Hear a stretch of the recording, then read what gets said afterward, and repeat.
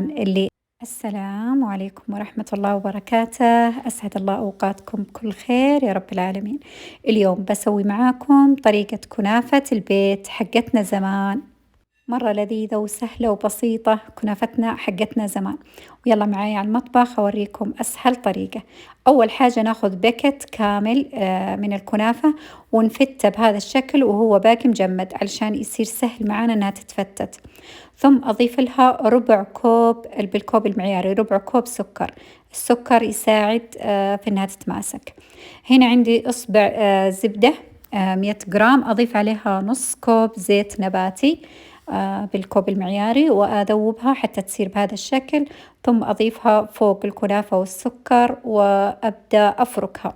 زي ما قلت لكم يا بنات، السكر إضافته هو سر من أسرار الكنافة، إنها تكون متماسكة ما تتنثر معاكم ولا تتفتت ولا يعني تطلع مرة حلوة حتى وانتوا تاكلونها. نجلس نفرك، مهم جدا إن احنا نفركها بهذا الشكل. بعد كذا نحط أول طبقة من الكنافة، ننطرها بهذا الشكل ونوزعها ونخبط عليها بيدنا أو بملعقة، نرصها بهذا الشكل. وبعدين نجهز الحشوة. عندي هنا كوب ونص موية، كوب ونص موية.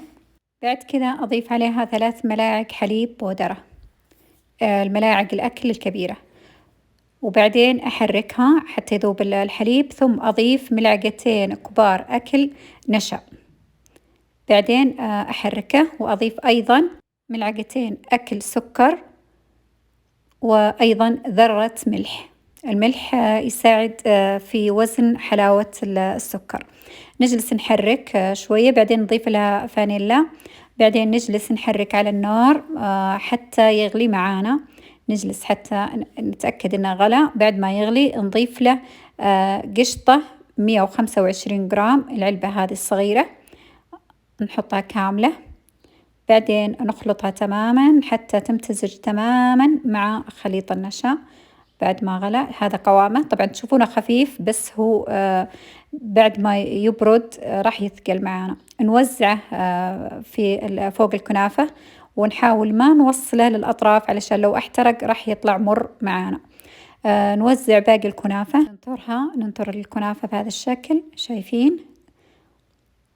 بعد ما نوزعها كاملة، شايفين؟ خلاص الطبقة الأخيرة هذه ما أبغى أضغط عليها، أبغاها تكون كذا منفوشة شوية، يعني يا دوب إني وزعتها فقط. بعد كذا أدخلها في فرن على درجة حرارة 180 لين تتحمر أطرافها. طبعا من تحت أولع، بعدين أولع من فوق لين تتحمر كاملة. يعني في البداية نولع من تحت بعدين من فوق. بعد كذا أسقيها بالشيرة المتوسطة. الشيرة المتوسطة تناسبها، يعني ما تكون مرة خفيفة ولا تكون مرة ثقيلة. وسبق وأعطيتكم مقادير الشيرة المضبوطة. وبعد كذا أدخلها الثلاجة تبرد، وبعد ما بردت أطلعها وأقطعها. شايفينها؟ ما شاء الله تبارك الله، مرة لذيذة وسهلة. وأذكركم بكنافة زمان اللي نتجمع عليها، ولذيذة مرة مرة لذيذة وخفيفة، مو زي حقة المطاعم اللي تجي كلها سكر كلها مليانة دهن.